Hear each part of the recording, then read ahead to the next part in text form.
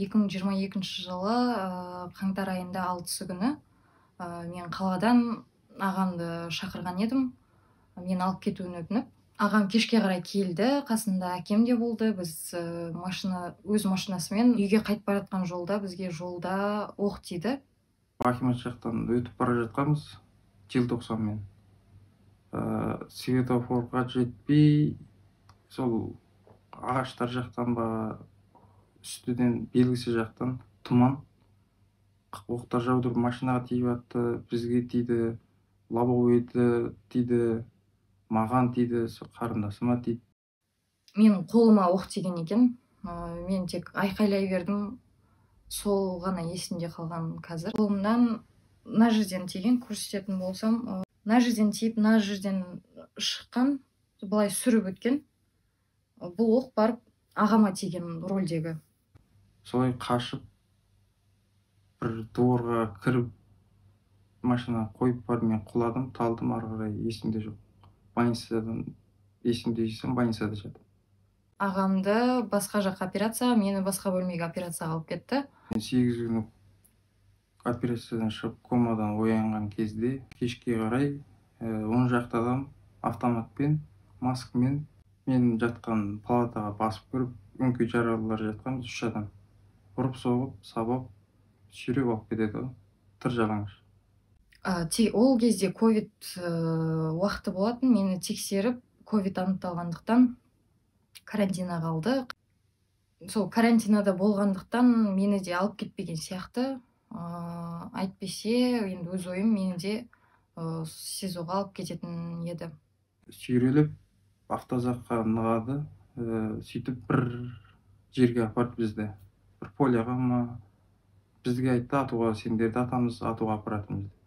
Қара пакеттері бар, қарасақ ұрады, өңкей жаралылар, бізге приказ берді, сендерді атамыз деп.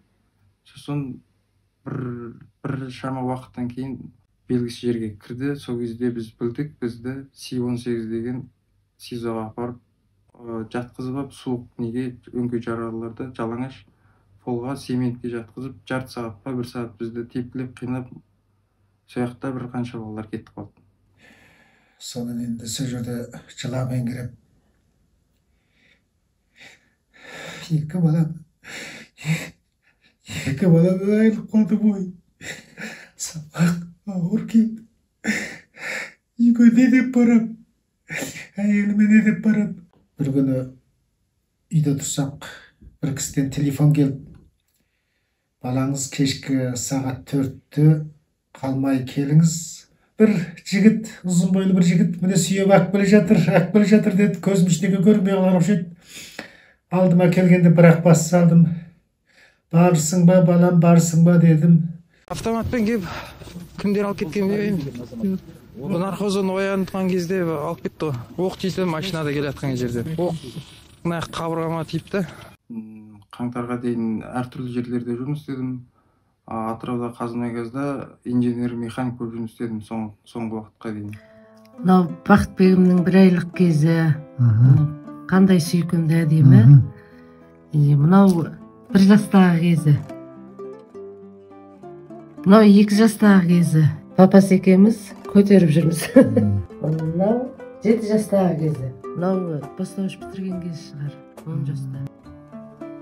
Қалай заман өтіпті ғой. Қаңтарға дейін денсаулығым әлхамдулилля жақсы болып, қаңтардан кейін түбегейлі өзгерді десек те болады.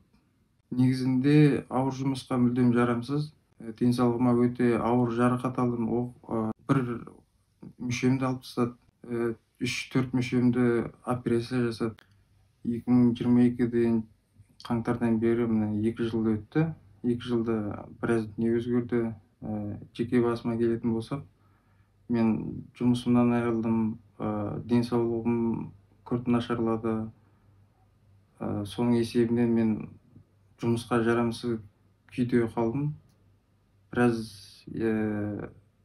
дүниелер өзгерді десек те болады. Мемлекеттен берілген көмек әлі дұрыс берілген жоқ.